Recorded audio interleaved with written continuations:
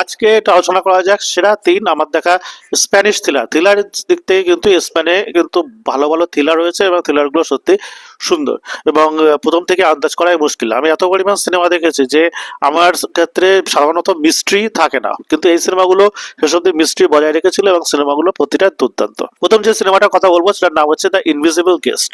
এখানে দেখানো হয় একটা লোক এবং তার মধ্যে একটা দুর্ঘটনা ঘটে যায় এবং সেই দুর্ঘটনা ঘটে যাওয়ার পরে সে একজন প্রসিকিউটর, আমাদের ভাষায় যাদেরকে বলে উকিল, ঠিক আছে? তো সেটা উকিল নিয়োগ করে এবং উকিলটা তাকে বলে যে হচ্ছে সমস্ত রকম সত্যি ঘটনাগুলো বলতে, যে তার সাথে এই ঝামেলাগুলো বা এই অ্যাক্সিডেন্টগুলো কিভাবে হলো। এবং সে একটা হাউস অ্যারেস্টে আছে, অর্থাৎ সে ঘরেতেই বন্দি আছে সেই লোকটা, এবং তার সাথে এই ঘটনাগুলো কিভাবে হলো সেই নিয়ে সে উকিলের সাথে কথোপকথন করে। তো এই পুরো সিনেমাটা জুড়ে সে উকিলের সাথে কথোপকথন এই বিষয়টা নিয়ে আছে। এবার সিনেমার এন্ডিংটা আপনাকে এমনভাবে চমকে দেবে যে আপনি অবাক হয়ে যাবেন এবং আপনি কোনোভাবেই আন্দাজ করতে পারবেন না যে সিনেমাটা এমন হতে পারে। এটার বলিউড রিমেকও আছে, তো সেটার নাম আমি বললাম না, সম্ভবত বদলা। তো আপনি গিয়ে সিনেমাটা দেখুন, আপনার ভালো লাগবে। পরের যে সিনেমাটার কথা বলছি সিনেমাটার নাম হচ্ছে দ্য বডি। এটাও একটা মানে দারুণ থ্রিলার, দারুণ বলা যায় এবং ভেরি মাচ টুইস্টেড। সিনেমায় দেখানো হয় একটা লোক এবং তার হচ্ছে একটা গার্লফ্রেন্ড এবং তার বউ, এই তিনজনের মধ্যে পড়ে নানা ধরনের খুন খারাপি এবং নানা ধরনের বিশ্বাসঘাতকতা এই সমস্ত জিনিসগুলো চলতে থাকে।